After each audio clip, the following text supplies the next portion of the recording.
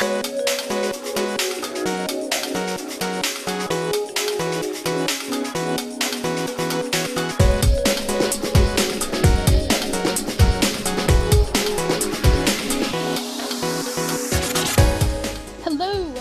to this week's episode of SBXIV, the podcast about Final Fantasy XIV. It is February 22nd, 2016. We're recording on a Monday because the servers are down. We're getting ready for patch 3.2, which is the basis of our Season 3, Episode 26 episode is patch 3.2.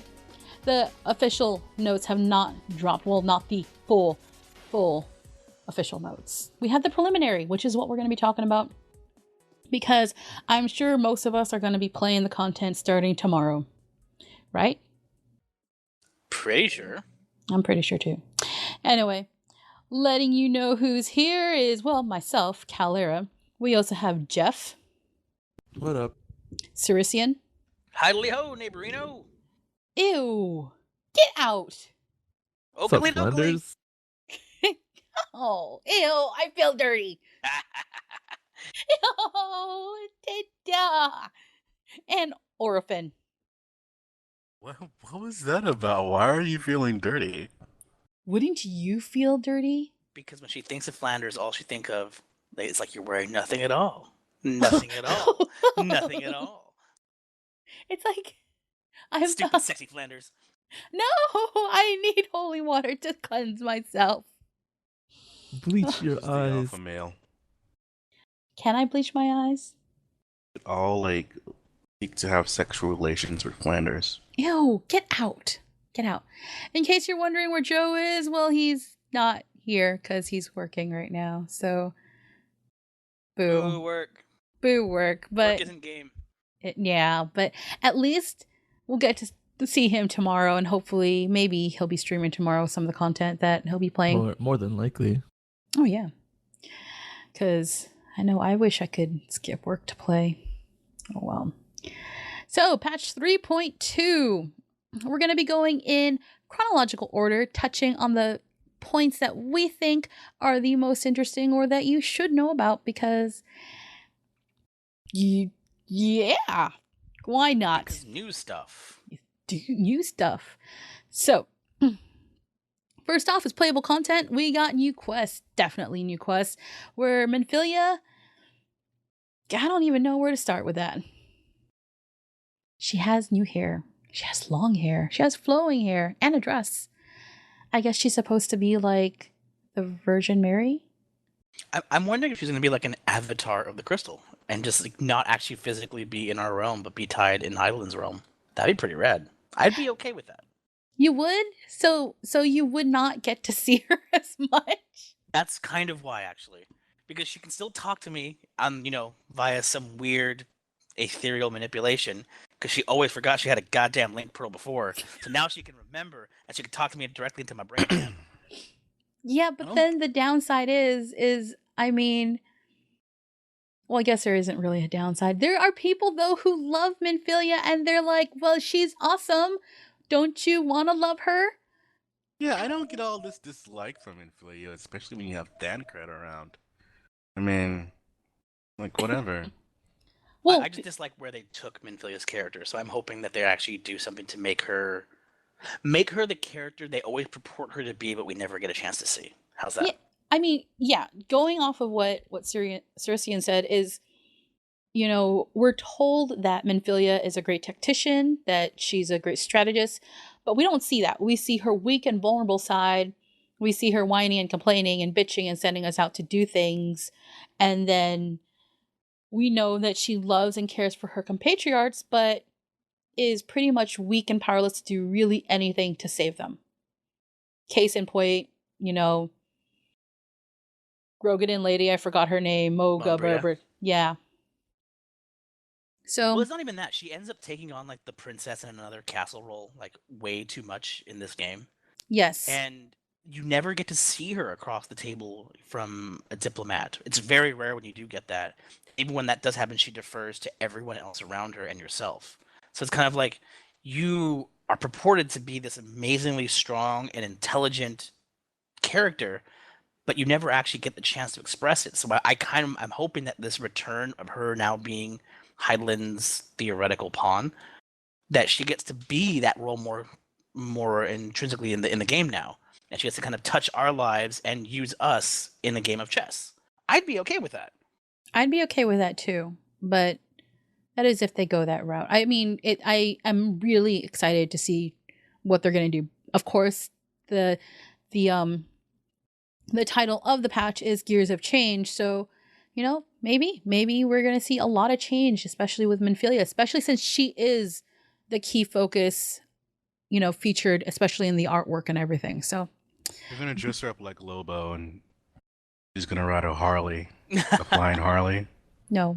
Smoke a cigar. No. Beat up Superman. No. It's gonna be great.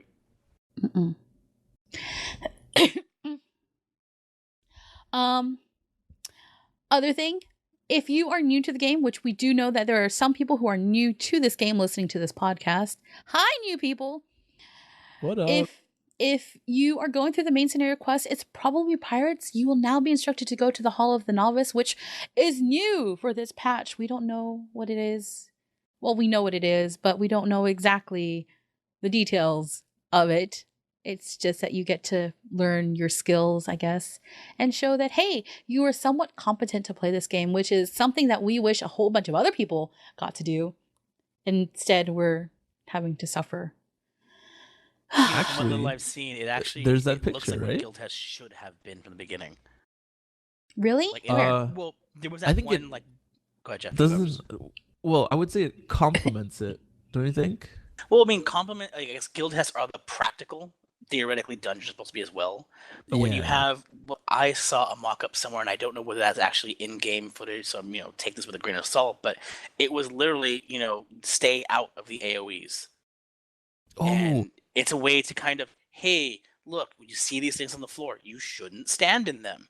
And try to teach mechanics before you end up in a dungeon where you see these mechanics and you have to learn on the fly. So the two together, like you said, they kind of coincide. But this is kind of the educational level because you do it solo, and you get good gear for your level, theoretically. There is gear rewards tied to this.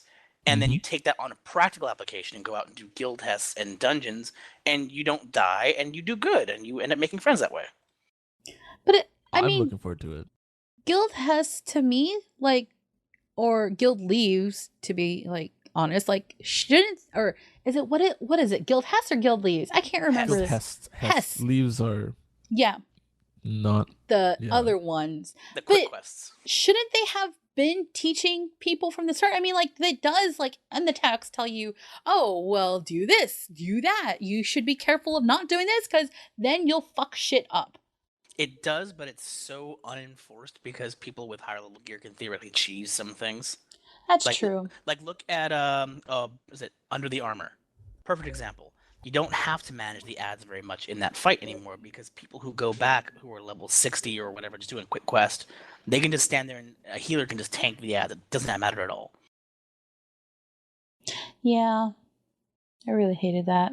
I actually want to learn things. Instead, I just power through it.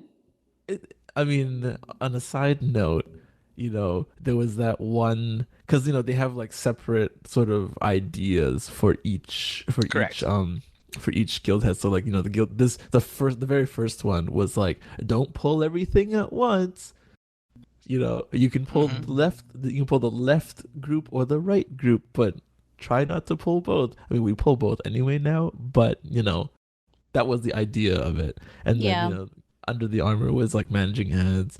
When you get to the one that's status effects, as a scholar doing that guild test, you have no idea what the guild test is telling you because you don't get leeches. So you're just sitting there powering through the guild test, that's not awful. Knowing what you're supposed to do because it tells you avoid these status effects, or you can, you know what I mean? It just tells you these are bad, so try to get rid of them or try to avoid them. But as a healer on Scholar, which was the only other healer at the time of the guild test conception, didn't have a way to cleanse.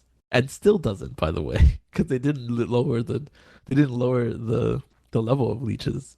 So it's kind of weird that they do that. But whatever. On more on topic, I like the sea or stone sky sea idea where it's like, here's the basic training, here's the training for this this trial or that, like Alexander Gordius normal, Alexander Gordius savage, Fist of the Father, which would be the first one, or Cuff, which would be the second one, etc.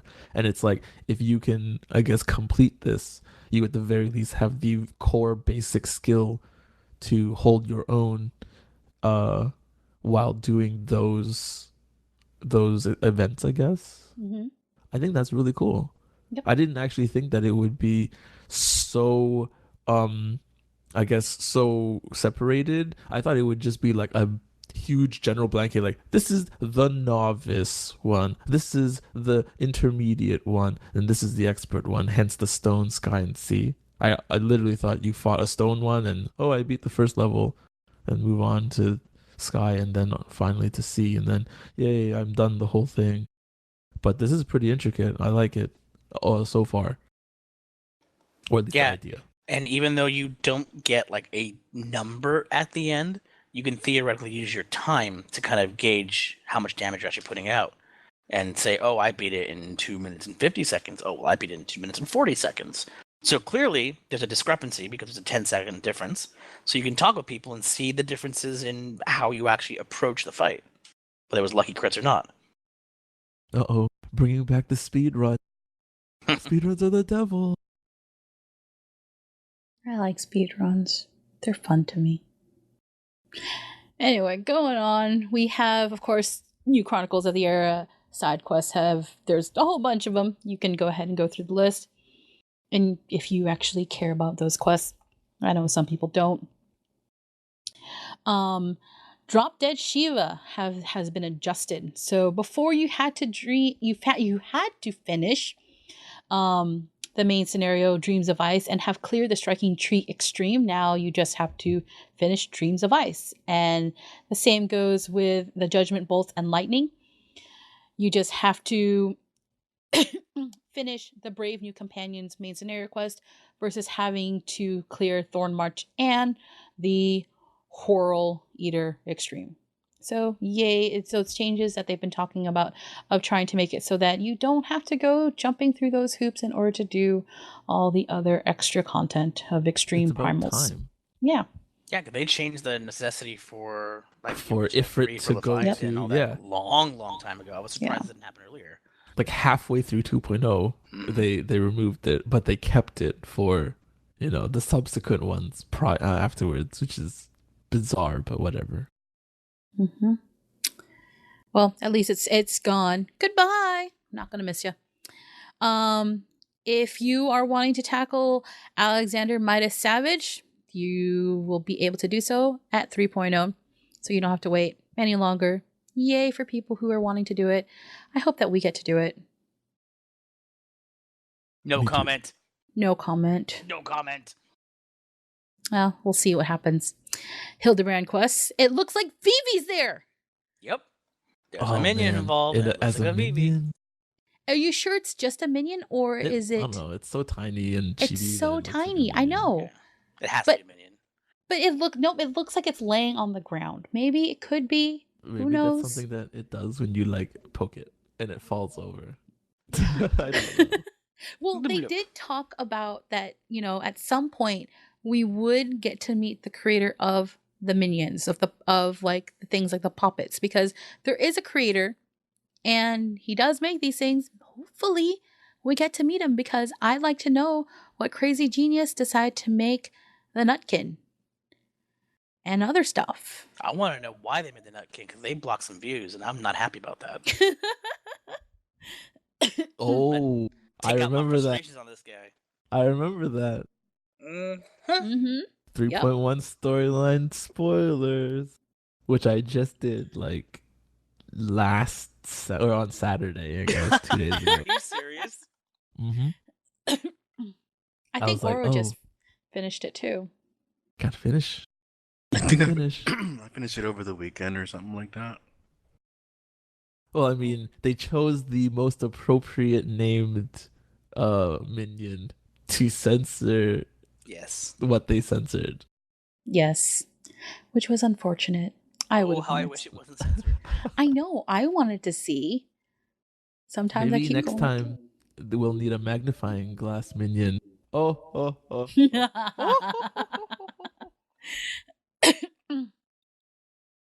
So, if you have finished your Anima and Zodiac weapon, regardless of whether or not player has completed the side quest of Vital Title, they will be able to purchase a Zodiac weapon replica from the NPC Drake in the North Shroud if they meet any of the following conditions. One condition is you currently possess any Zodiac weapon Zeta. The other one, the second one, is they have exchanged your Zodiac weapon Zeta for an Astral Nodule and Umbral Nodule. So you really, either at one point or another, need to have possessed the Zodiac weapon Zeta in order to get the Replicas. We all replica. knew this fix was coming. Yeah, this was. Yeah. I'm surprised it wasn't fixed earlier. Mhm. That was a big to do when people traded in their Zetas and then couldn't actually go re-buy the glamour look. I know. I mean, like that, and that was really hard for some people. They're like, do I really want to give up this equipment that I have spent a lot of fucking time for and I won't get to use it again? I mean, that's. Well, no, that wasn't the problem. There was like a side store. There was a side quest, I guess, that was only accessible to you if you had the Zeta equipped at the time. Yes. So, but there's always a quest there. So you just so as a normal person who's actually done, I guess, relics, you just sort of glance over it because you're like, whatever. That quest icon is always going to be there because unless you finished all your Zetas, it doesn't really go away. I don't think. I could be wrong, but so when you finish your Zeta, there's that one extra quest, and it only appears when you equip your Zeta and you happen to be looking at the map. And that's the Vital Title, which is like the very, very ending, like 2 cutscene quest, because it's literally like talk to this dude and then talk to another dude and you're done. And that sort of wraps up and gives you an achievement for the Zeta quest line, I guess. If you didn't do that and you handed in the Zeta, you didn't get to buy a replica. So people who just sort of finished it and ran off without checking like all the quests that were there didn't do Vital Title. Or I guess accidentally missed it. And that's exactly what happened to Riz. She just went, oh, I finished my Zeta, woohoo, and then just sort of scurried off and did whatever she needed to do for the rest of the day. And those quests that were unlocked there never really got to show up because, gear progression and all that jazz. Yeah. And you had to be on that specific job wearing that Zeta for it to show up anyway. And it doesn't tell you that you have to be there. So it's kind of dumb. And it's kind of not, I mean, I guess it's half everyone's fault, but well, it's super obtuse. I don't think it's anyone's fault particularly because you have to be with that weapon at that place, equipped and all that at that time.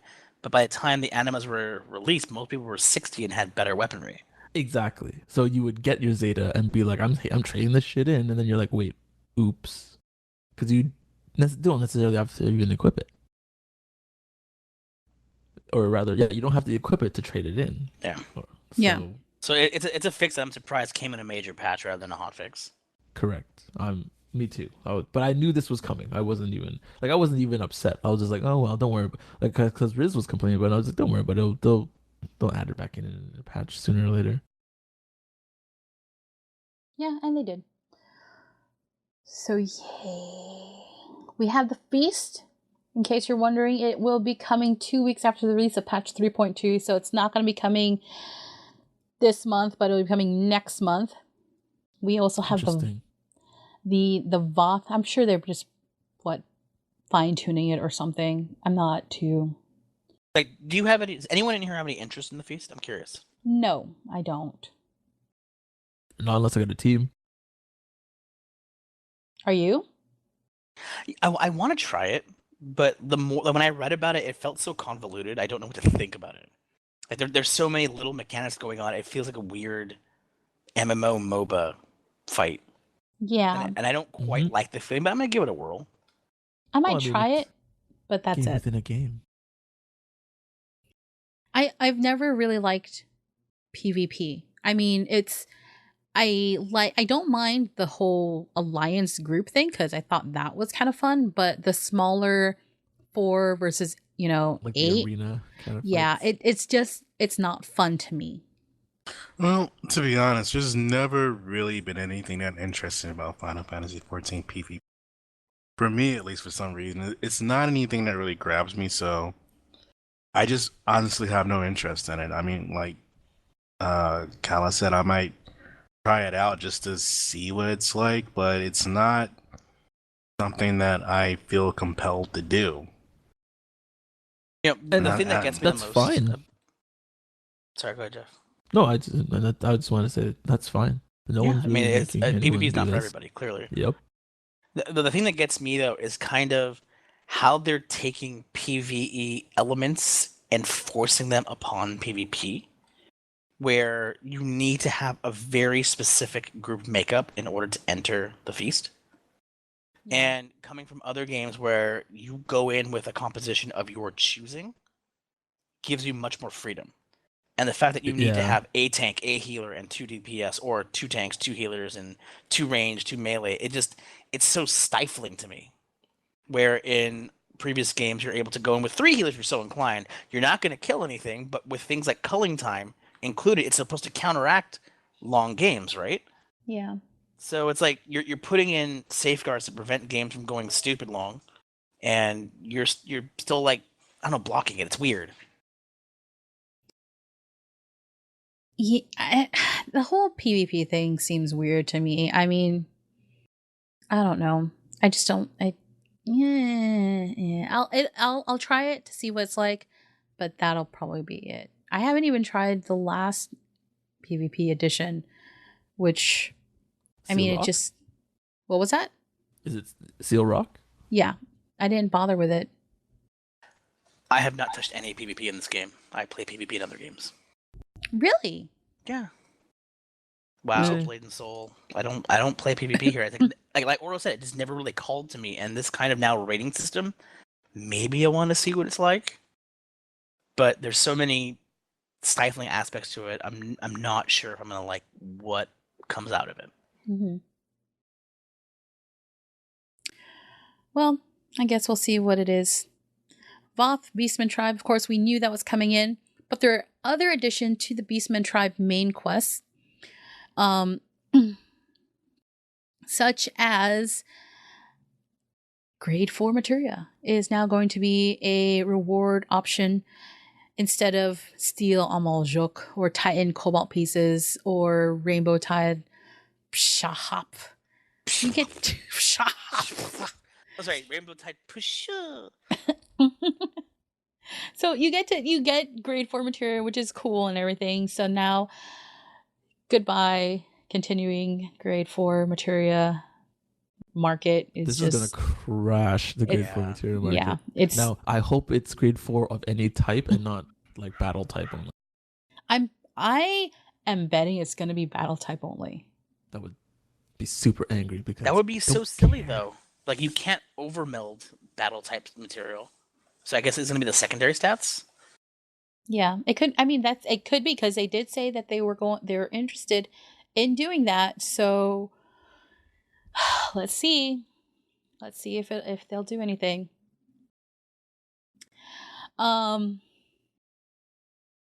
Players will now be notified in the log window that they reached the required level to undertake a new class or job quest. Thank you for this quality of life edition, because did we see a specific Facebook post about not having flare?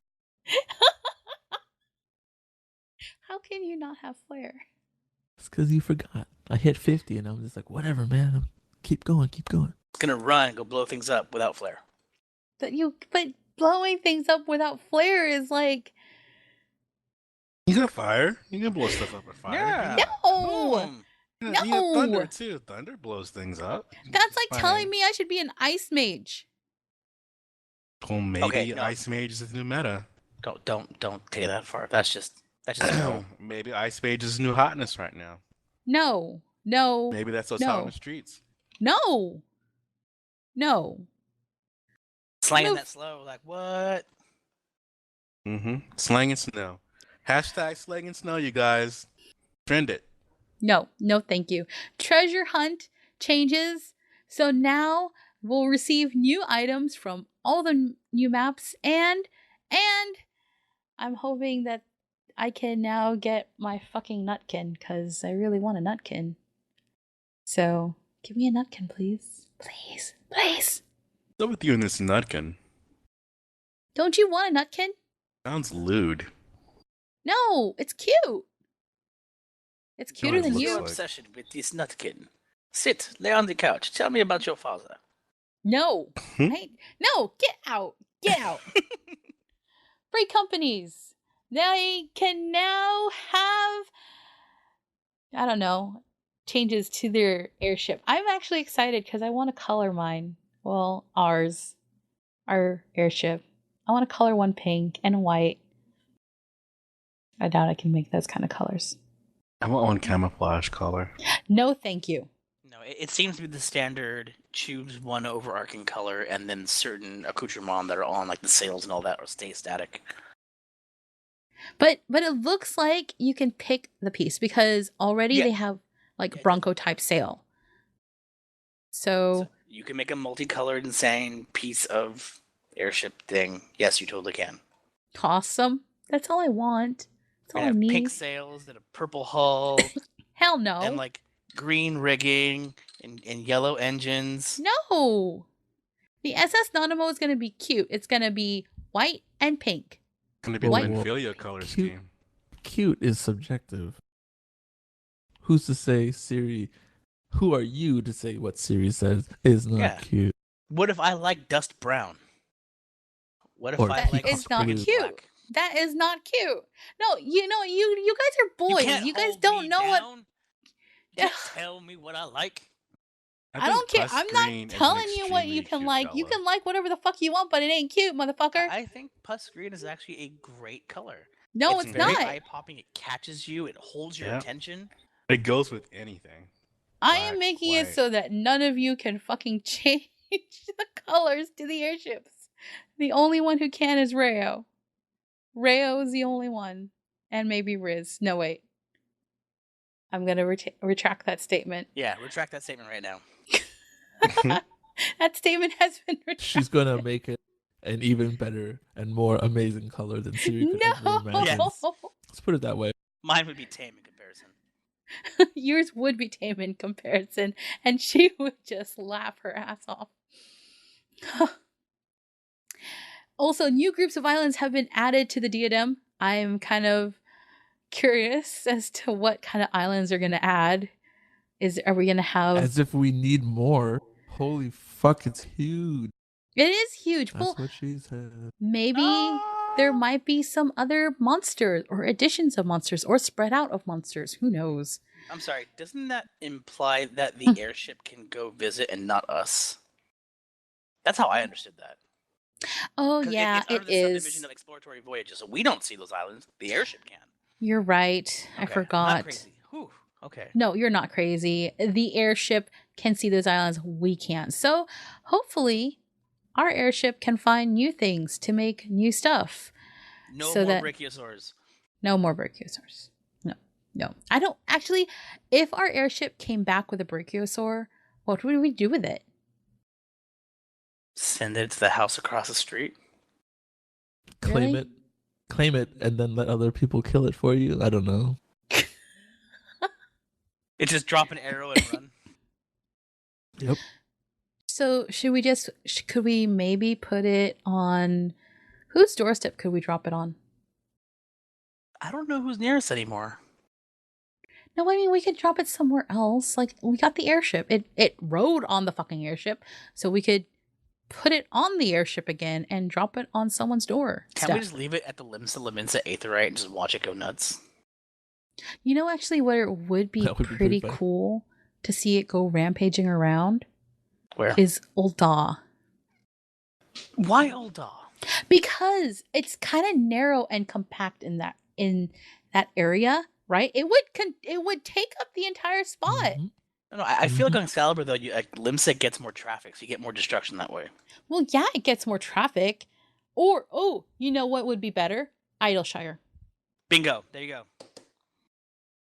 Because it would take up the entire space.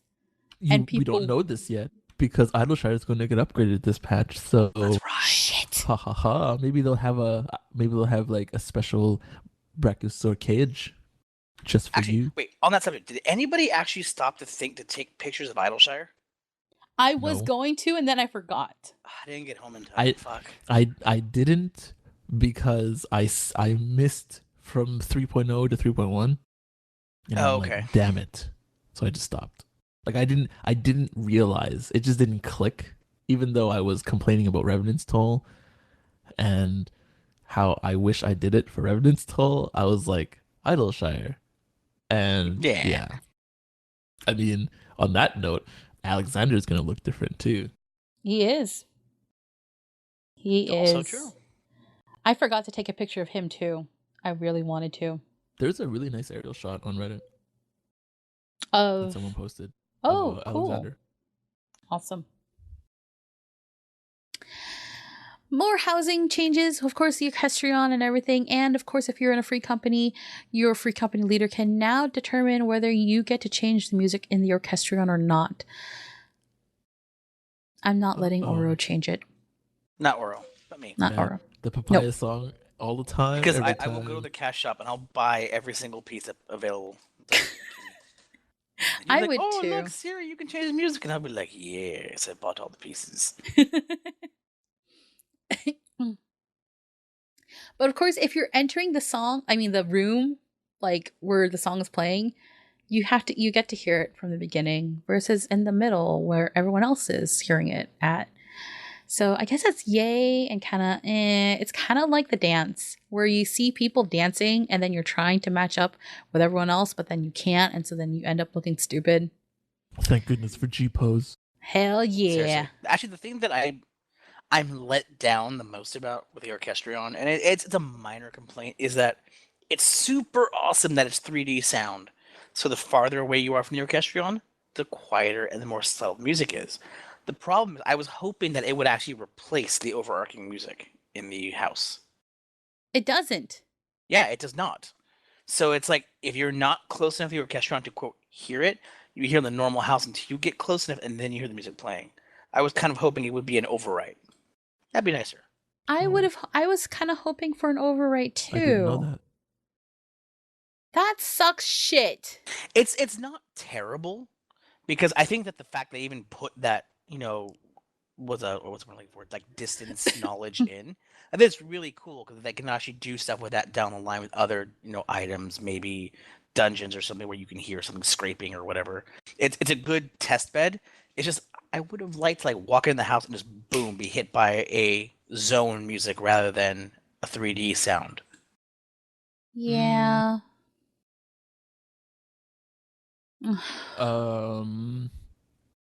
I think they do that already in this game. The 3D sound thing. Because there's an option somewhere in the options. I don't know which one, system or character. It's character, sound, location, whatever. Yeah. So it either is affected by where your character is or where your camera is. And that totally works because you can change it to say camera or something, right? And then you swing your camera close to a bard. When you're raiding or something, you'll hear all the bard sounds. Yeah. Well, admittedly, the only time I've truly used that slider is for Leviathan. So yes, definitely. Oh my goodness. But everywhere else, it doesn't hold any importance, and this is what I'm talking about. It's more fights as an important Leviathan. Thing. That'd be great. They just need more cool ass fights, man. Mm-hmm. They just need more cool ass fights and less cookie cutter. Here's a boss, and it does a whole bunch of tedious, mechanics. I don't know. Whatever. Moving on. Moving on, indeed. We got the Manderville Gold Saucer. There's going to be changes to Chocobo Racing. Not that any of us really Chocobo race anyway.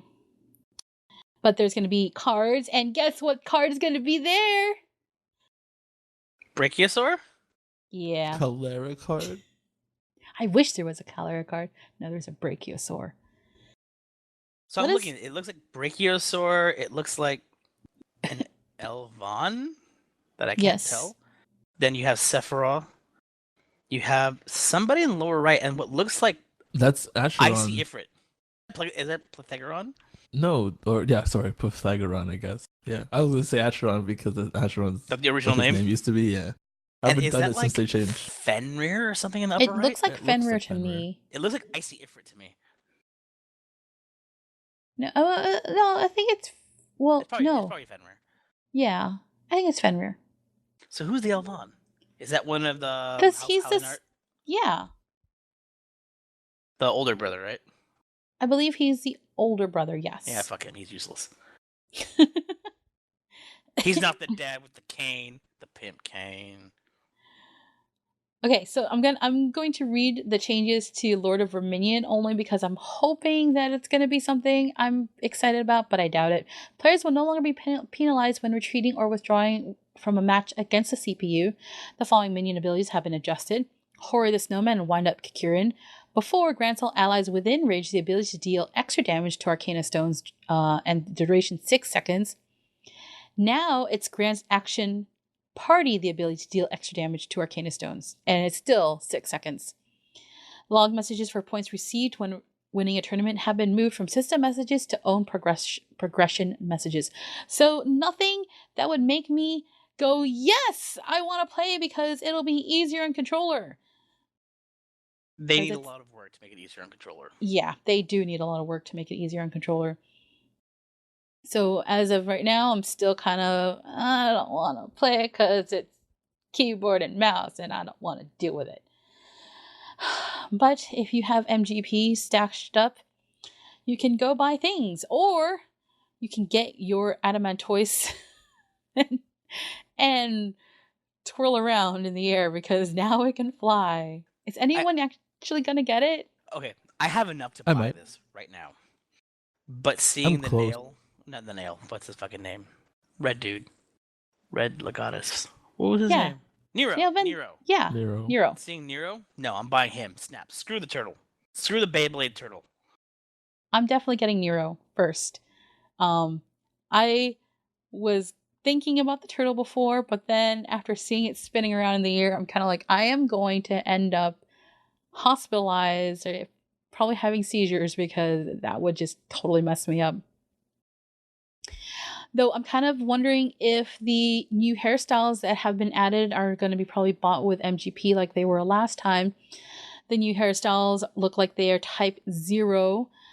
The model after the type 0 hairstyles, like one of them is after Sync. Is that Sync? Is that how you pronounce it? I can't remember. I never played. You're whooshing me. I mean, I know of the game, Final Fantasy Type 0, but... no PSP or PS4. The other one's 9, and the other one is, I believe, Jack. So there is that. So if you're a Type 0 fan, you can look forward to those new hairstyles. We have new emotes. The victory... Can I... Okay, did anybody see the the dev blog that got posted today of the victory and battle stance? No, I didn't. Okay. So they showed the 3 new jobs, the Machinist, the Astrologian, and the Dark Knights. Some of them. The Dark Knight battle stance is Cloud's battle stance from 7 for 1. So are you serious? No joke. So all you Final Fantasy VII lovers, you're going to love that. Oh, time to whip out my Strife outfit and find a Buster Blade Dark Knight sword. Yes. The battle stance for the Machinist, they throw their fucking gun in the air. And then they catch it and point it. Like shit, I need to level Machinist. Hold on, not done yet. Their victory, they make a chew bang kind of look. Where they point with their finger. Fuck. And I'm like, okay, playing Machinist forever. Because that is so cool. Fuck. What They have I only been showed those doing three, with so my God life? knows what other people are gonna have. But those three are so cool. Shit, I'm looking at it and oh my gosh, that is so fucking hot. I am in love. I need a level fucking machinist. No, you don't. Work on Warrior. You just have like to. you're You just have to supposed unlock it. You just have to unlock it. That's true. You could be level 30 and going chupa-ang. Oh my gosh, I'm so in love. I'm totally making that macro, by the way. Like big, annoying pink hearts and chupa-ang. Yeah. Yes. Now every machinist can be an anime girl. The victory you want your pose though for waifu? the bard looks stupid. I don't know what they're doing. Are they dancing? They're doing a jig or something. Maybe they're river dancing. Oh, Channel Michael Flatley. Shit, no. Lord of the Dance. It's like their feet move independently from your. Right. Fucking fun. Sorry, it's true. I was pouring myself a drink. I couldn't laugh with you. I'm sorry. Let's move on to battle system. So there is a lot of fucking stuff here. Like, is there anything that stood out from your class or a class that you're interested or whatever that just kind of stood out to you? The important thing to take away from this is the TP changes to tanks, the obvious VIT changes coming up, and the fact that Sword and Shield Oath no longer break combos. And grit. However, so, whether they're going to be on cooldown or off cooldown has not been noted in the preliminary notes, so I can't say yes or no, but that's still gigantic for those classes. Mm-hmm. However, I'm a little bit upset because they were talking about, oh yeah, we're like doing big changes to the Paladin, and to me, this is a tiny change. This is really the biggest change is the Clemency and Divine Veil change. That's it. Yeah, I don't know. It feels underwhelming. It just doesn't. Right? Yeah, like yes, you shouldn't have Sword and Shield Oath and Grit interrupt your combo, but that shouldn't be the only change because Sword Oath is pretty crappy. So maybe they should get something better to Sword Oath. I don't know. Well, we do know that these are just the preliminaries. Maybe. I'm hoping that that's the case. So the other thing to take into consideration from a Paladin standpoint is that under Shield Oath, their damage penalty gets reduced to 15 from 20. So 5% extra damage in Shield Oath is nice. That's a good chunk for them. The more Divine damage Veil is always good. Yeah, the recast time is now 2 minutes instead of 2.5, and activates on self-heal. So it makes Clemency that much better. Because, I don't understand why that wasn't a thing from the get-go. That was so stupid. It's like, you're able to cross-class Cure, and you have Clemency, but none of my self-heals triggers Divine Veil. It's so silly. And now Clemency goes from 3-second cast to 2-second cast, which means that you can actually do it before the boss punches you in the face and interrupts your cast again.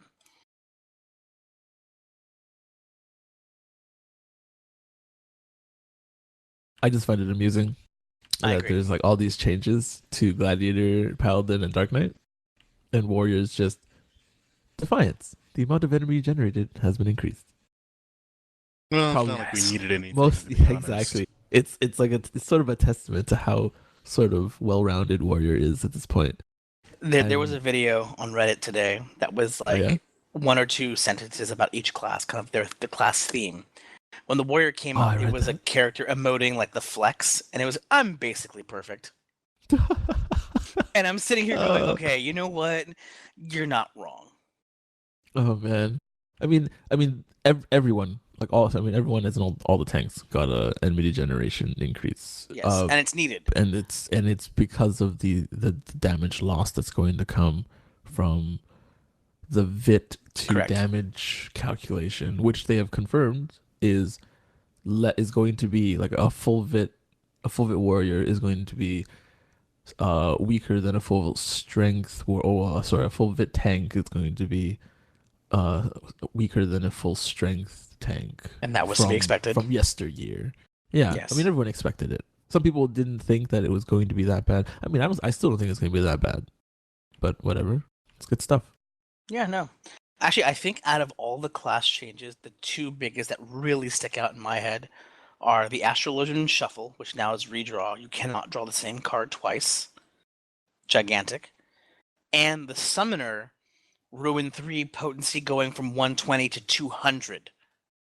I think that was sort of from left field. Like, we're just like, whoa, where'd this come from? Yeah, seriously. Like, that was a big surprise. I like a couple of things. Warden's Payon being an instant cast as an ability. So you can Warden's Payon someone, I don't know, in the middle of your rotation, and it could be like, I don't know. I just think that's really cool.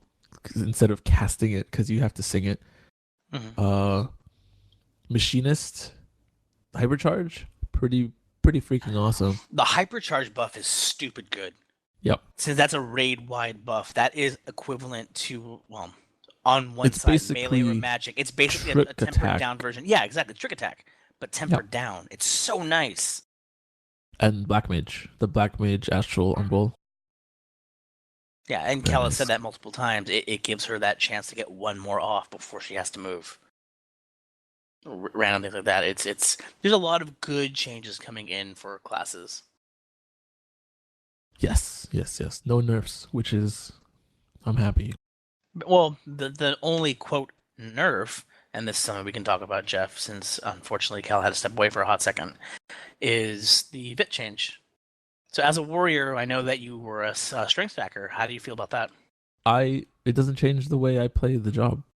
Good. In fact, it helps because now I don't have to struggle because with mechanics and all that jazz, because you're stuck with crappy you're stuck with crappy HP, and so, or you're really hoping that your whole team is on the ball, including yourself, Fair.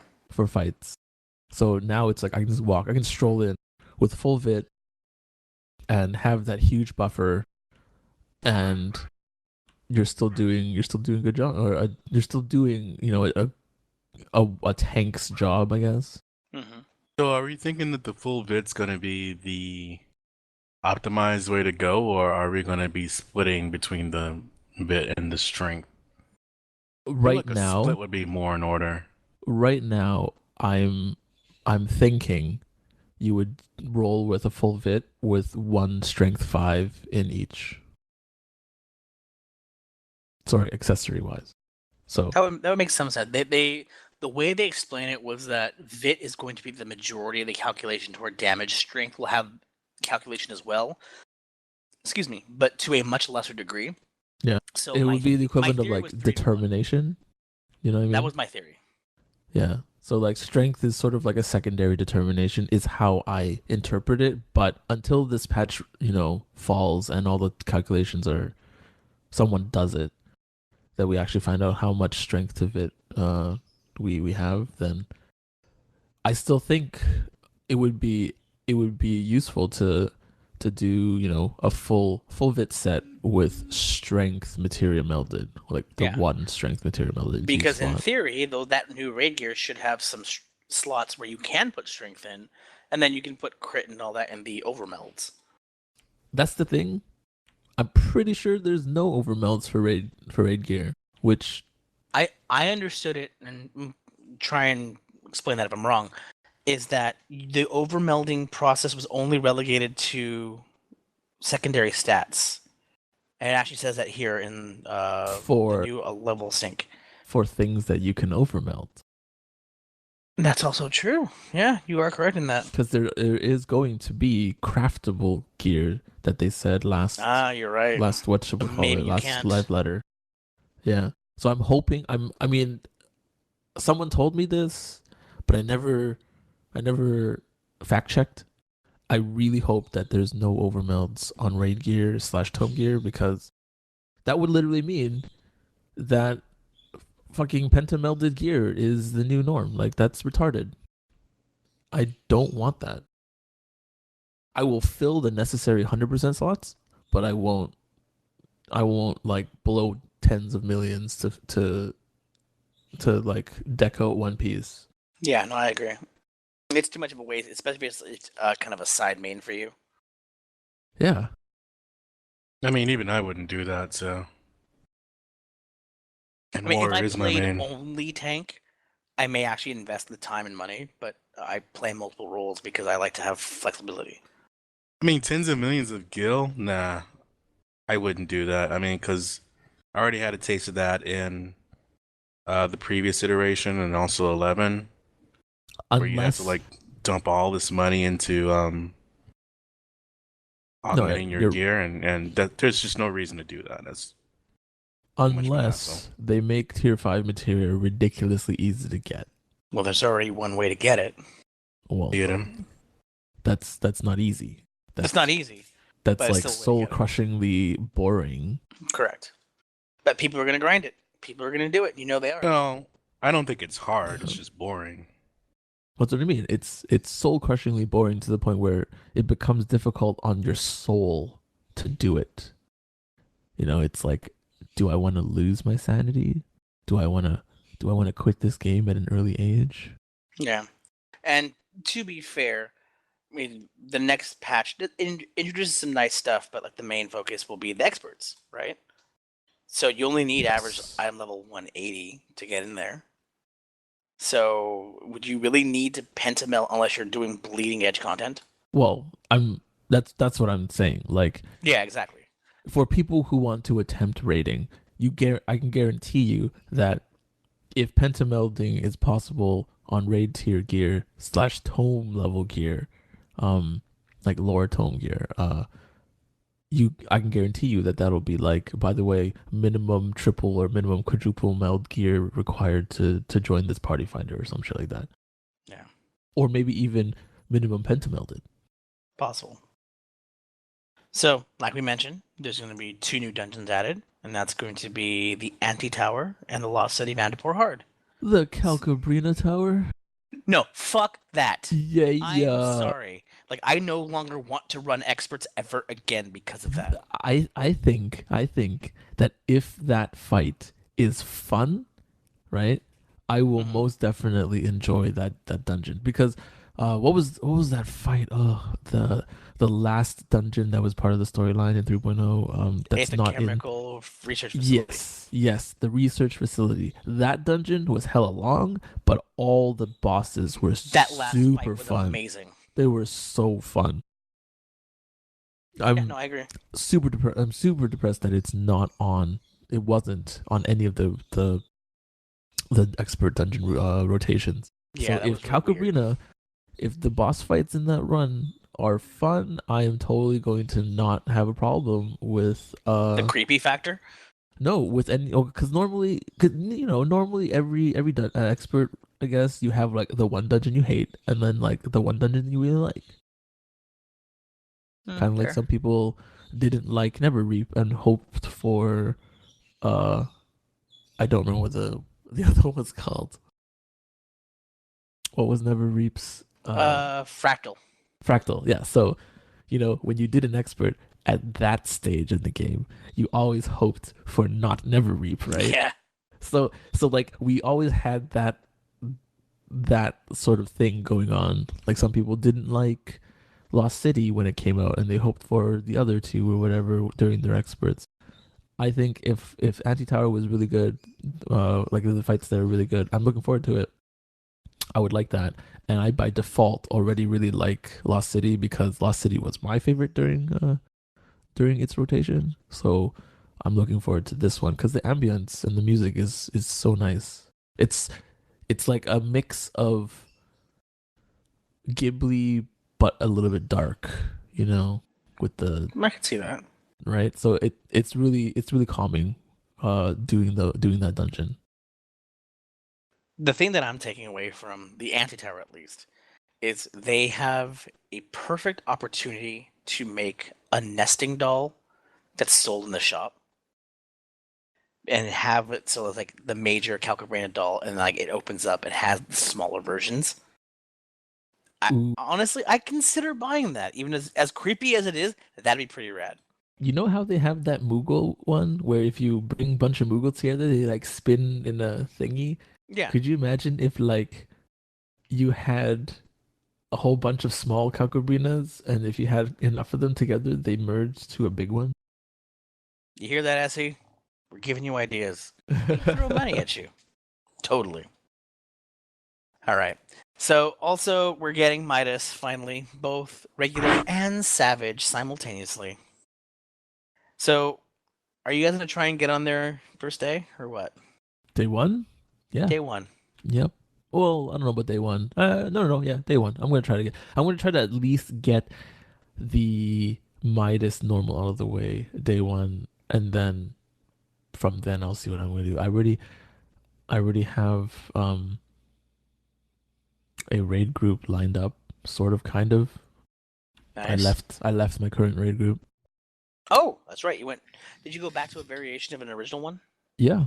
So, my friends that I raided second and final coil with, I had to leave their group come 3.0 because of real life work and all that jazz. And then when I came back to the game, they had all quit. All of them had quit because Savage 3 broke Was that Savage. Bad? Yeah. And some of them quit for real life reasons too with me. Not related to me though, but they just sort of was like, okay, well, I guess we can't really raid either, blah blah blah. But what was left of the core group came back for 3.2. So we've been actually just sort of catching them up. Like they left before Thornton came out. That's how long ago they left. Oh wow, that's a while ago. So over the last couple of days, we've just been sort of getting back into the swing of things and just farming Thornton. I think we have like over like 2 nights of like a couple hours, we just sort of got to learn Thornton, and we beat it a couple times, like 6-7 times now. So hopefully we'll get a full group soon. We don't have one yet, but here's hoping. I think we have 6. Awesome. I think 6 or 7 right now. I think Calera said that she was going to start the story as soon as. Oh yeah, for sure. The Midas normal. And I'll probably be doing that too. Well, you need to do Midas normal to unlock Midas Savage. Correct. Don't care. Well, no, I'm just saying. Story. You mean story? Okay, sorry. I thought you meant like story mode. No, Midas. I mean story quests. Yeah. And Kala's back, so she can. Okay, good. Bring it up. So we just brought up Midas after the dungeons. Yeah, I mean, I won't do it tomorrow. I mean, I will probably, the first thing I'm going to do is finish the story, the main storyline quest. And then after that, it will be definitely Midas. I want to sink my teeth into it, and hoping that after a week or two, we can go ahead and start dabbling in Savage mode. Ooh. Bing. Yes. That sounds like a fun thing to do for you guys. I'm looking forward to it. Yes. So much like original Alexander, the normal mode will have the dropped items like the lens and crank and all that bullshit, where you have to collect X of them to trade in for a piece of gear, and Savage will work off manifestos. So you have that kind of whole dichotomy set up, so when you walk in, you know what to expect. You're not getting gear, essentially. You're getting tokens to apply toward gear. Fun times. So, but you can't use the previous lenses. Just FYI. They're tarnished Maiden lens and tarnished Maiden shaft, and that kind of sounds dirty. Why is the Midas shaft tarnished? We should buff that. I know, we should rub right? it some. Give it a little polish here and there. Would a genie come out, or some liquid form of genie? Ew! Get out. The living liquid from AS3. Bottle, you gotta rub me the right way. That's right. No. If you wanna get with me, baby, there's a price to pay. Sebastian Aguilera, everybody. Oh, I'm kind of wincing to myself after hearing that. Sebastian Aguilera. I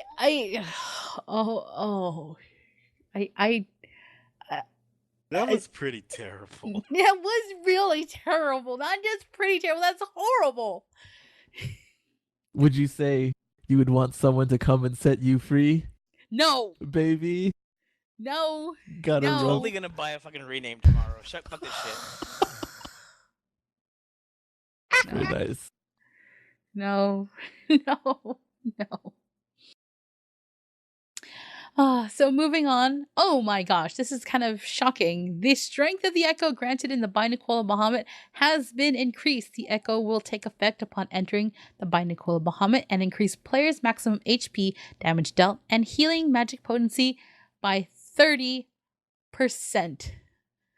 That's scary. So is that by 30% over the 20? Or is it now by 30% instead of 20%? I It looks think like it's now 30. 30% versus the 20. Yeah, I mean, one would hope that you get a 50% echo in Binding Coil of Bahamut.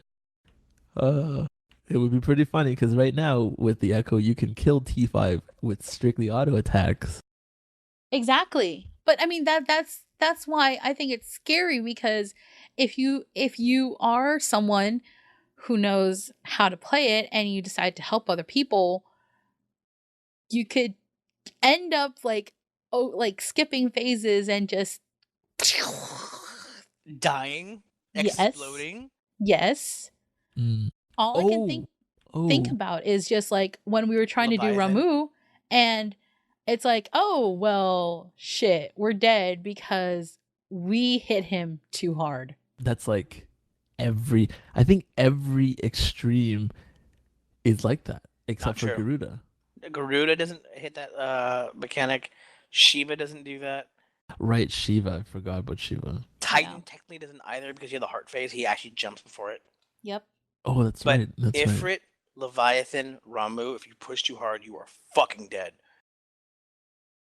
So terrible. yeah, I mean that's it. It just it's something that you have to be like really really careful. And I'm even thinking about turn 9, where if you're not careful and you push too hard, you could find yourself already in another phase, and you're kind of like going, Hey, look, wait a there's a second. ghost. Hey, look, Bahamut's favor's going off. Hey, look, dive bombs. Oh, we're fucked. Okay, but to be fair, this is Binding Coil of Bahamut, which is what the first Coil of Bahamut was called.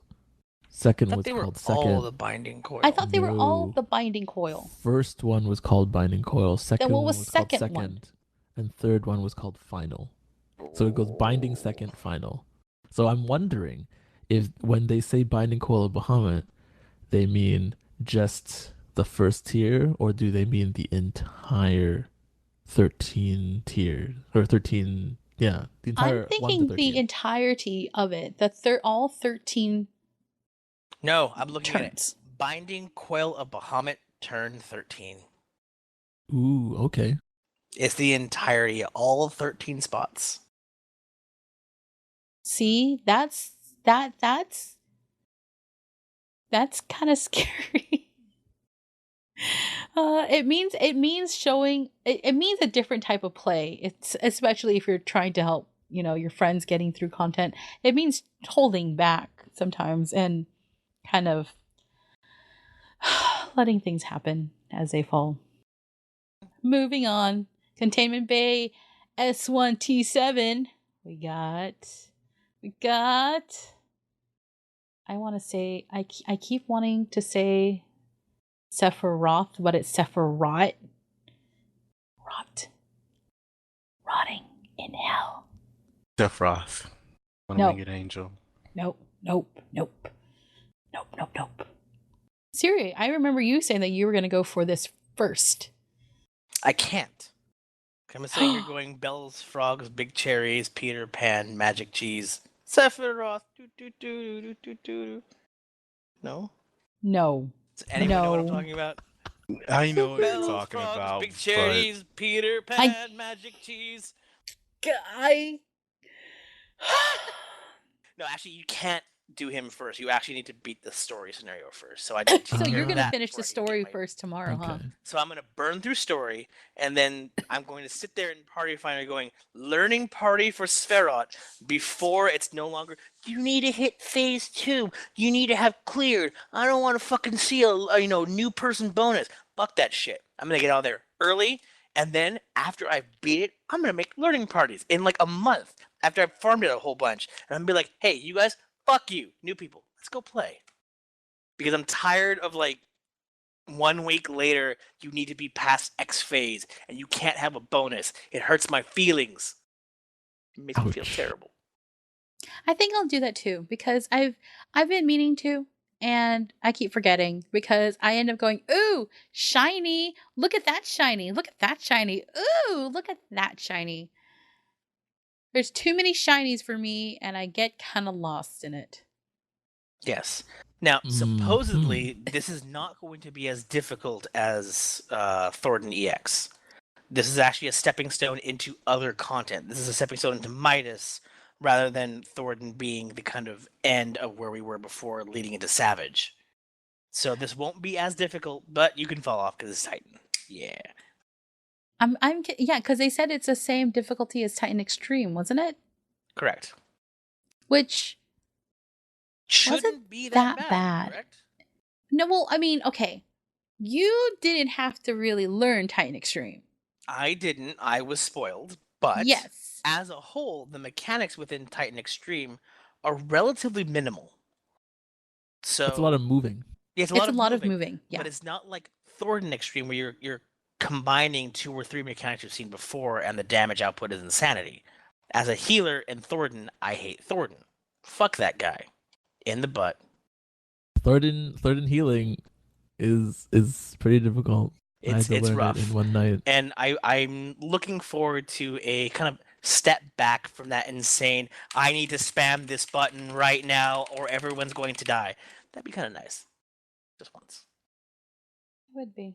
Speaking of Thornton's Reign, they will have Echo added, so it'll be up to 25% Echo boost. Yeah. And it's hitting the Duty Finder. It is hitting the Duty Finder. So I wonder if has anyone ever cleared an Extreme through Duty Finder? Titan Extreme. Have. You have? Really? Mm-hmm. I beat Titan Extreme Friday, Saturday. Oh. How about you, Siri? Garuda. I've beaten Ifrit. I've beaten Leviathan all through Duty Finder. That's amazing. Yes, I've not through Duty Finder as well. Really attempted an Extreme via Duty Finder because usually when I do, it's a learning experience. And a lot of people are learning. Yeah. So the story behind me doing Extreme on Duty Finder was strictly for the poetics. Uh-huh.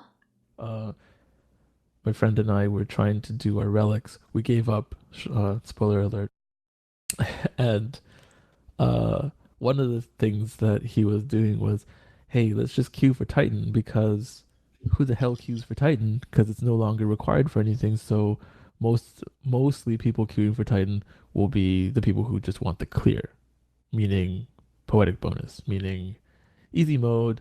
So we were doing that, and then I jokingly said, ha ha ha ha, why don't we do Extreme? And then like he queued us into Extreme, and I was just like, but it was definitely difficult. We definitely had to have like 15% echo before we could comfortably beat it. We like barely wiped with like 10% echo. Wow. I mean, it was definitely difficult. It wasn't fast. Like we probably spent a solid like half an hour, 45 minutes on it. That's not so bad. Yeah. That's really not so bad. Well, I mean, no, it's not so bad, but yes, it was bad because it should have been a one shot, but I guess that's way too high of an expectation from me. Yeah. I mean, it's Duty Finder. It's things happen. Me and Josh randomly queued for Ravana How'd that go? and won. Oh, that's right. We did Ravana through. And Duty actually, Finder, didn't we totally did do Ravana through Duty Finder. I think we who was there? We didn't have a full party. We had No, like most it was of a you, full me, party. Jeff, Josh. you, me, Joe, and Dark. Yeah. Okay. Yeah. So we had three newbies, or not three newbies, but three other people who were there. mm-hmm. And I want to say two of those three people were also new. Like it was Siri who hadn't beat it yet, and two of the three who queued up hadn't beaten it either. And it didn't take too long, maybe like 3 or 4 pulls. Oh, that's good. It's totally feasible. Just you need people to listen. Which is really, really hard sometimes. People don't like to listen. I wonder if it's because people who just derp around don't want to attempt those harder fights anymore. I know it's kind of weird, but like, you know what I mean? Like they go, well, I only want to play this for fun, and you know, being all stressed and worrying about mechanics / my damage / you know, or whatever you're doing. Maybe that's just not fun for some people, so they just go, forget it. I don't want to bother queuing for that crap. Well, yeah, I mean, because that's a huge thing. That's something that especially if you see the word extreme on there and you've dabbled in it and you're kind of like, well, and people are telling you don't meet the DPS checks, you're not doing this, you're not doing that, or why the fuck are you keep dying to this? Why did you fall off the edge? Why did you drown yourself? To be fair, you can't be told you're not doing enough DPS. That's true. Because that's grounds for that person getting a nice slap on the wrist. Yeah, unless they're the ones who kind of pressure you to do voice, and then they can tell you via voice, hey, you're doing shit damage. But no matter, Stone, Sea, and Sky should help you on that. I'm hoping it does. Because that'd be nice. Anything else of interest? I know one other thing that kind of interests me is the addition to the duty finders. Of course, we were just talking about that. Players can now view the number of parties recruiting for duties. Pressing the View Party Recruiting Number button will refresh the number of parties listed. So now you can see who's ahead of you or who's not ahead of you in the queue. Yeah, that's kind of neat. Mm-hmm. That's about it. That's of interest to me. I think the only other super small thing is like the new recipes that allow you to make the high elegant gear at craftable level. That's about it. I think it's high elegant and replica gear. Right? Yeah, replica gear. Yeah. Yes. Yeah.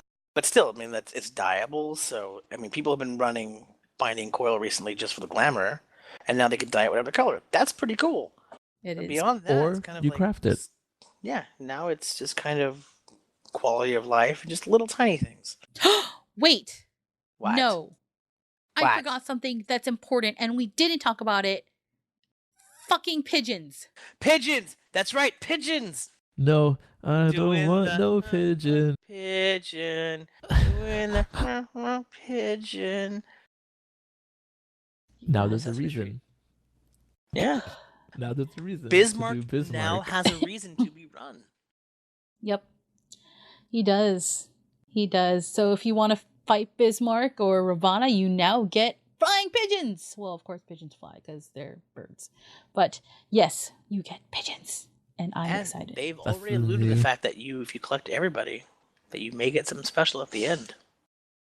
We'll get a flying Kirin. Oh, wait. Wait a minute. Already flies. Maybe it's a cockatoo. I think, though... I want a golden Vanu. I want to ride on a golden Vanu. Oh my god. You know what's really bad are the chocobo bardings. They're getting worse. They're getting... he's broing out. No! He definitely lifts, bro. Seriously, bro. No, bro. It's stupid. It looks kind of silly, but I do want some it. of them are. I mean, the behemoth parting looks that ridiculous too. So It does. And so does the Leviathan one and this one too, with all those arms, man. Those arms. He lives, bro. I think Flex. the one thing I would want definitely is that Titan minion, because he's so fucking cute. He looks way better than the Ifrit minion. He does, doesn't he? I kind of wish I had that item, but I don't. True. So yeah, He looks so angry and so cute. I just kind of want to pick him up, and then he looks like a chocolate, so I kind of want to eat him. Chocolate. Dude. Actually, there was one other thing we kind of like totally glossed over it. We What? talked about it before. The mentor system goes in. Oh, Hooray. hooray, I think. Do you want to talk about it? Because I don't know what to think about it. I think it's going to be very interesting. It sounds normal to me. I mean, it's basically, I don't know, everything that I thought the mentor system would be. The thing that I like about it, honestly, is it's so heavily curated. So I'm at least happy with that. Like, if you're a novice, you can only be invited to this network by a mentor. Yeah.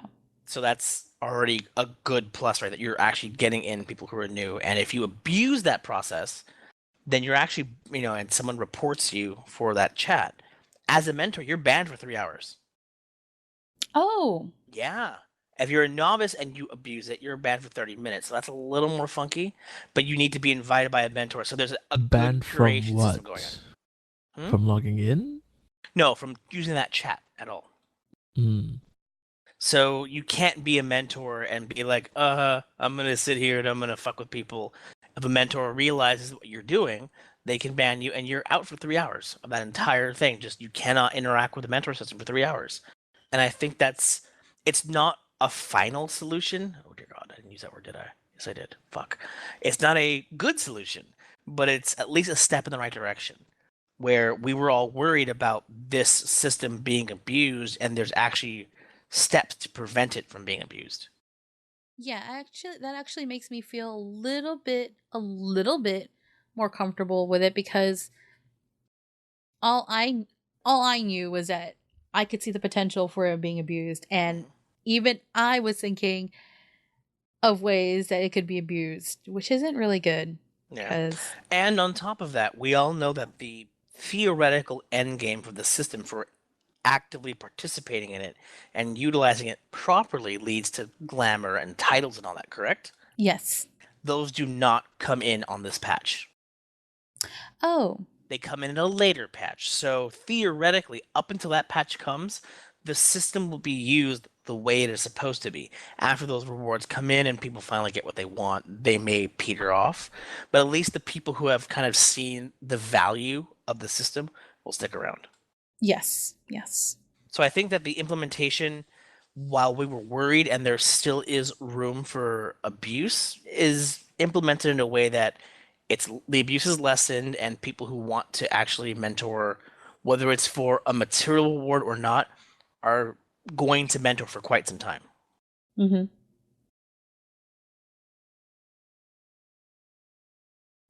Well, I believe that is it. So, if you're interested in emailing us, you can email us at podcast at not Zontensuken, sequencebreak.com. If you want to follow us on Twitter, you can follow us at SBXIV. Believe we might be streaming some content of the new patch before we do our impressions. So if you want to follow us on Twitch, you can follow us at twitch.tv/sequencebreak. Are we still in need of subscribers for our YouTube channel, Jeff? The more the merrier.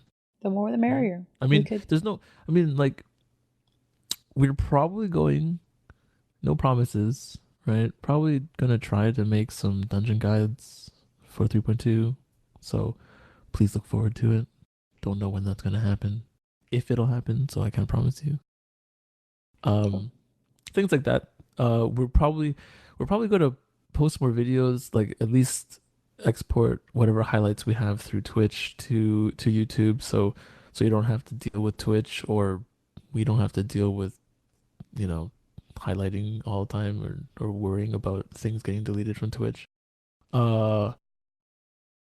Just things like that. I mean, I know Josh has streamed a whole bunch of stuff that he did say that he might cut out and switch, and export it to YouTube. So things like that we just sort of do outside of the podcast will be up on there. So it's a good idea to subscribe regardless of if we need subscribers or not. But the link will be, in the posts that you get this episode in, and we will be tweeting out things when we release stuff on our YouTube channel. So you can find us in those ways for now. Cool. Am I missing anything else? The Patreon / SBXIV. Anything else? If you like what we do and you feel like you want to support us, by all means. If you like what we do and you don't have the means to support us in that way, then that's fine too. That is follow us and stuff. Definitely fine. Just email us. Let us know. Email, sub, talk to us. Yes. Mm-hmm. Yeah, we love emails. We do love emails. Also, speaking of emails, did we get any emails? Did we get any emails? I believe one Brock Effin Sampson has sent us an email. Let me load that up. Right here. Okay, go ahead. You want to read it? Yes, I got it. Okay. So, Brock Effin Sampson decided to email in. It says, "Hey guys, just wanted to share some random music from the last few shows. 1. I am glad Kalera's on the mend and no longer sounding like Dr. Girlfriend. I'm going to say no because Dr. Girlfriend sounds hot. 2. People like me don't raid because games, in my opinion, are not supposed to be like work. I do not consider beating my face against the exact same thing over and over again fun. Time spent raiding could be better spent playing games in real life with my friends, drinking and playing games with my friends, making clones with a significant other, etc." Making 3. clones. Yeah, clones. That's a good way to put it. Practicing to make clones, personally. I'm not a fan of the whole cloning process end step. I love every step up to clone. Call me crazy. Then he wrote "Why No Chicken Song," and then he showed us Logan Mac's Chicken Song on YouTube, which was fucking awesome, by the way. And 4, I like when Dark Schneider guest hosts because I keep waiting for her to chant "Boo Ray, Boo Ray dead.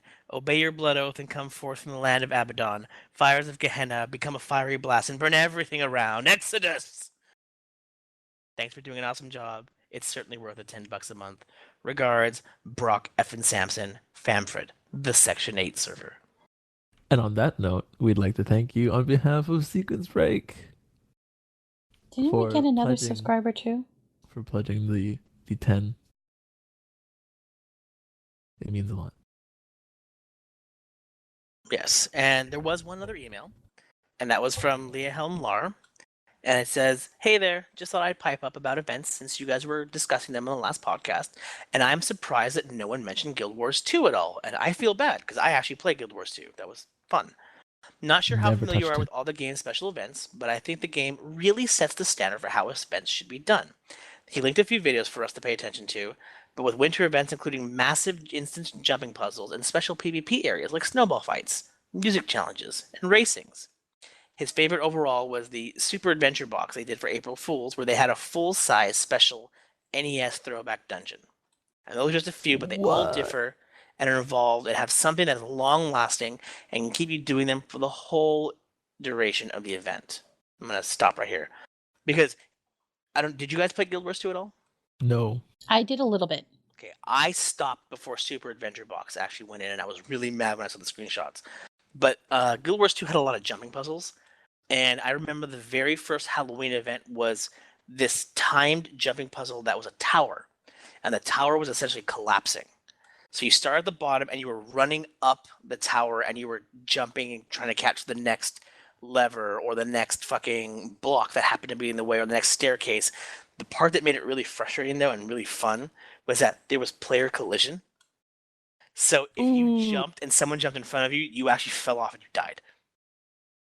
So that was a little frustrating, but super, super fun. That would have been cool to have that. But I mean, jumping puzzles to me are kind of... I love jumping puzzles. I love that shit. I would rather, like, because it's really mindless. Like, I guess parkouring, right, is what they call it in these days, is just what I do when I'm bored. Like, I very well could have been doing this podcast while just running circles around a housing district and jumping on everything that I see. Because that's just how fun. I don't know. It's mindless to me, and it's kind of neat. It's kind of like as a kid, you or in the line before time, you don't step on the cracks or you'll fall and break your back. Yeah, it's just something like that when I like that I just think in my head. Like I sort of go, oh, look at this pattern on the ground or something, and then I'll just sort of like walk along it or something. Like I do that all the time. And the nice thing about this is, much like other games, holiday events, it all led to glamour style gear that you were able to reskin onto other stuff. So it was like, even though you were having fun and you were able to get something that could be used multiple times, so you wouldn't feel the need to kind of push yourself. Like if the jumping puzzle was too hard for you, you could walk away from it. It was totally fine. You didn't need to do it. But he continues saying, I love Final Fantasy, but SC's events are just basic fetch quests or a couple of random fates, and are pretty much one and done. I would love to see them have events that are actually something involved or creative. 14 does have the advantage, and they usually have the best rewards out of most games that I've seen. I just like to see more of them, and better, more fun ways to acquire them. They could have basic items that everyone can get easy like they already do, but have the most coveted holiday glamours and items locked away behind more intricate events. Anyway, thanks for your time, and keep up the good work. You guys are the best. Leah Hemlar of Brynhilder. Awesome. Thank you. Yeah, I very much agree with this email. I would love to have more jumping puzzle, kind of intricate kind of events where not something that would eventually hit the cash shop. That's kind of the big thing, is if you're going to have an event item be that coveted, don't make it disappear the next year and put it in the cash shop for $5. Make it something that if you were there at that time, there was one item out of everything that you could only get that 1 year, and if you were available and you took the time to do it, you get that one item. Then when people ask the next year, where did you get that? Oh, I got this last year. It's not available anymore. There's a kind of sense of prestige behind that. Yeah, I kind of miss that. You know, even though I wanted the item for my other characters, like I still like the fact that, hey, on this character I have this item that no one else has. Yeah, it's a nice reward for being able to play and being subscribed and supporting the game at the time when the event went on. But you have the exact amount or more people complaining for what you say you didn't really want. Yeah. So it's kind of in Square Enix eyes, you're fucked if you do, you're fucked if you don't.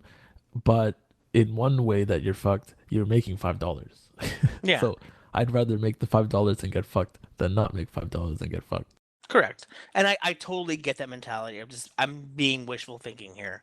At least put in something so that the more challenging one is the better item out of all of the items. True. Like the weapon skin. Like let's say we actually had a weapon skin, which is something we don't get very much of for holiday events. We got it for Lightning.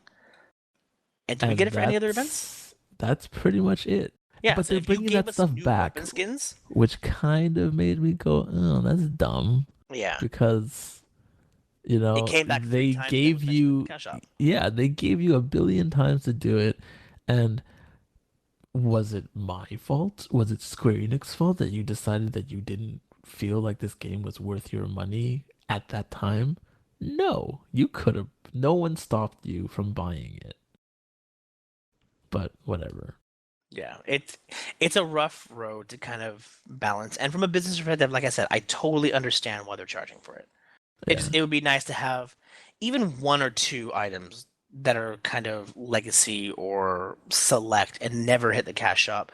Just of, hey, I've been around since X time, and here's my item that I have from 1.0 that no one else will have. Here's my item from 2.0 that anyone who started afterwards won't have.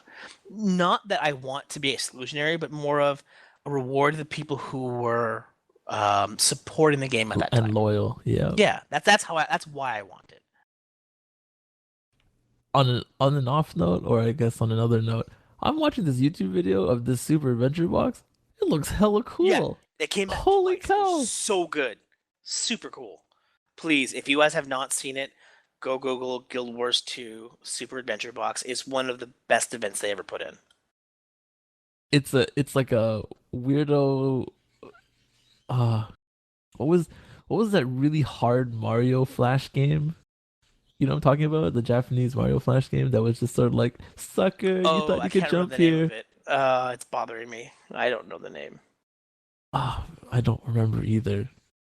But that's what this is. It's like invisible floors and like exploding flowers that kill you in one shot or something like that. Oh my god, this is hella cool. Yeah, there was a lot of like actually in the normal game proper, there was a lot of jumping puzzles along those lines of you need to jump at the correct arc in the correct direction at this time, otherwise you miss this platform. It was really, really fun. Yeah, so on top of all that, it's a huge jumping puzzle. So I mean, this looks really cool, and 14 could have something like this. Yeah, they totally can. You see all the jumps are normalized, so I don't understand why something like that doesn't exist. But I think that is the end of emails, unless you guys have one that I haven't seen. Nope. Pretty sure that is all. All right. So why don't we wrap this bad boy up then? All right. We did. Well, we did, but we can say goodbye now. Goodbye, everyone. Goodbye. Farewell. Bye, bye, bye. Bye, bye, bye, bye. I don't want to be a fool for you. In the... Ah! Just another player. Fuck! Bye.